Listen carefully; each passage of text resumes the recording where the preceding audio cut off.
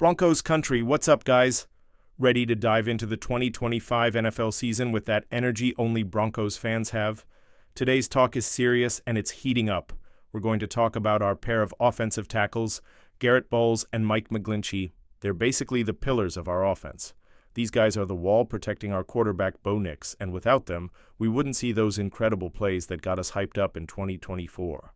But hey, 2025 is coming with some challenges that will test any fan's heart. Let's break down the 5 toughest matchups Bowles and McGlinchey will face next season. Grab your beer, soda, or a tasty snack, sit back on the couch, and let's find out who's going to try to take down our duo and how they might hold the line.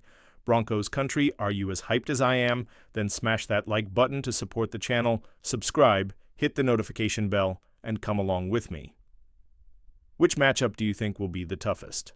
Drop your thoughts in the comments. Before we jump into the matchups, let me give you some context. The offensive line is the heart of the offense. Without it, Bo Nix doesn't get time to throw those precise passes, and the running game, which we know is crucial for the Broncos, just won't get going. Bowles, our left tackle, has been in the All-Pro conversation for years with agility and technique that are league benchmarks. McGlinchey at right tackle had some ups and downs, but in 2024, he silenced a lot of critics with solid performances.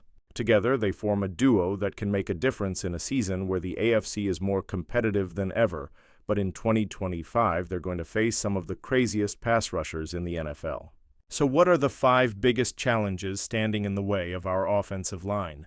And Broncos country, I want to know, do you trust our duo to protect Nix, or do you think one of these guys is going to give us headaches? Let's break it down. Let's kick things off with a bang, because the first matchup is against a monster. Myles Garrett from the Browns in Week 2. Seriously, guys, this guy is like the Thanos of the NFL. He comes in full force and shows no mercy. In 2024, Garrett finished with 14 sacks, 33 quarterback hits, and a presence on the field that makes any tackle rethink their career.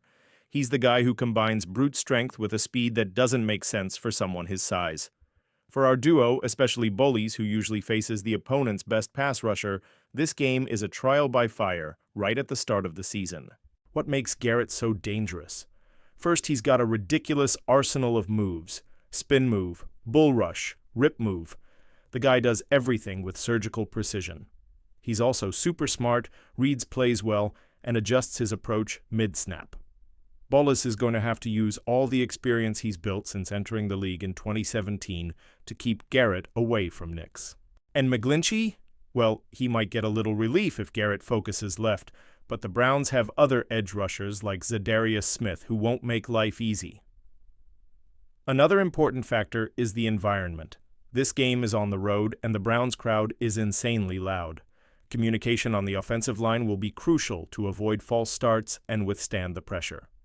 But Broncos country, I believe in our duo. Bowles has faced guys like Khalil Mack and TJ Watt and came out on top. And McGlinchey, when he's on his game, is a rock. The key here will be teamwork. Guards like Quinn Miners in the center need to chip in with double teams when possible. What do you think? Can Bowles neutralize Garrett?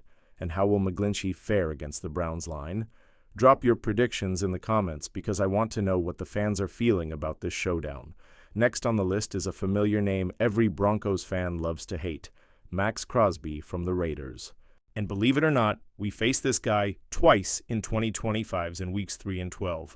Crosby is like that movie villain who never gives up. In 2024, he had 12.5 sacks, 22 tackles for loss, and an energy that seems endless. Seriously, the guy chases every play like it's the last one in the Super Bowl. For Bowles and McGlinchey, that means no blinking because Crosby will be all over them the whole game. What makes Crosby so tough to face? First, he's got an endless motor. Doesn't matter if it's the first or fourth quarter, the guy is flying. He also has crazy reach with hands that look like magic wands to bat down blocks. When he lines up on the defense's right side, he can be especially tough on McGlinchey, who sometimes struggles against quicker pass rushers, but Bowles won't get an easy time either because Crosby is versatile and can switch sides to exploit any weakness. One important detail, Week 3's game is in Vegas, where the Raiders fans turn the stadium into a pressure cooker, but in Week 12 we're playing at home, at Mile High, where the altitude and our crowd can make all the difference. Broncos country, hear me out. Boles is known for stepping up in big games, and McGlinchey showed in 2024 that he's improving against guys like Crosby. The key is going to be Sean Payton's tactical prep and the chemistry of our O-line. I'm betting that with our home crowd behind us, we can send Crosby back to Vegas with 0 sacks. What do you think? Will Crosby be a nightmare, or will our duo show who runs the AFC West? Drop your predictions in the comments. In Week 5, we're up against the Super Bowl champs, the Eagles, and their pass rusher, Haason Reddick. He's a recent addition to Philly, but he's already proven he's one of the best in the league.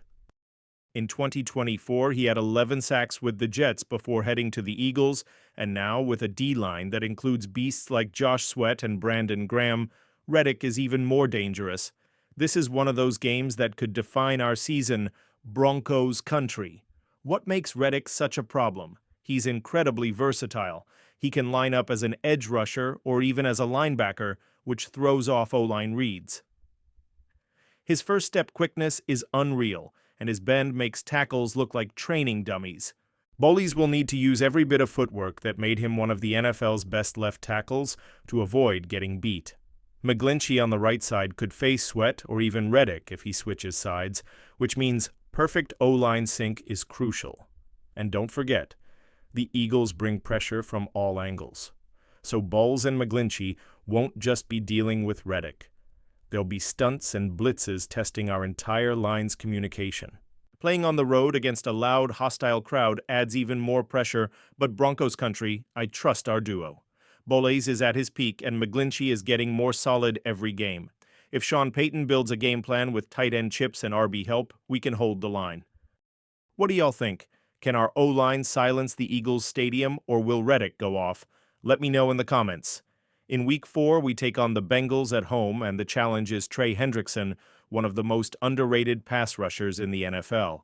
In 2024, he posted 14.5 sacks and led the league in pressures, proving he's a force to be reckoned with. He may not have the media hype of Garrett or Crosby, but anyone who's faced him knows the dude is a sack machine. What makes Hendrickson so tough? It's his combo of power and technique. His bull rush is brutal. He uses pure strength to drive tackles back, and he's excellent at leveraging his body for an edge. Boles, who's more agile and lighter, will have to redirect that power and avoid getting overwhelmed. McGlinchey might have an edge if Hendrickson lines up left, but the Bengals also have guys like Sam Hubbard who don't make life easy. Playing at Mile High with the Broncos crowd making deafening noise, our O-line has a golden opportunity to shine. Broncos country, this is the type of game that can show the rest of the league we're serious playoff contenders. Boles and McGlinchey need to be 100% locked in, and Sean Payton will need to use formations that protect the pocket and get Nicks throwing quickly. I believe that with the altitude in our favor, we can limit Hendrickson's impact. What about you? Do you trust our duo in this matchup? Send those good vibes in the comments. He's only in his 3rd NFL season, but he plays like a vet. In 2024, he recorded 10.5 sacks and showed he's just getting started. Anderson is like a rocket, fast, explosive, and full of non-stop energy. For our tackle duo, this game will be a test of both patience and technique.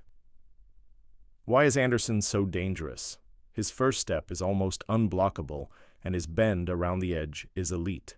Boles will have his hands full keeping up with that speed, especially since Anderson excels at capitalizing on the smallest misstep. McGlinchey might be dealing with other Texans defenders like Danielle Hunter, so the entire line will be under pressure. This game matters because the Texans are legit Super Bowl contenders, and a win here would be a huge statement for the Broncos. Broncos country, I'm hyped for this one. Boles and McGlinchey have the experience to handle young talent like Anderson, and Sean Payton knows how to build a game plan that keeps the QB protected. If our line plays with the chemistry we saw in 2024, we could walk away with an epic win. What do you think? Will Anderson wreak havoc, or will our duo show that experience beats youth? I want to hear it in the comments. Broncos country, what a journey this has been. We've broken down the 5 toughest matchups Boles and McGlinchey will face in 2025.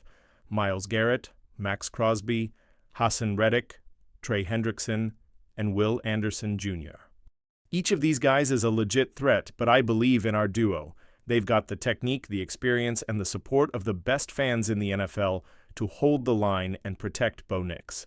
These games are going to be epic battles, and we'll be yelling with every snap.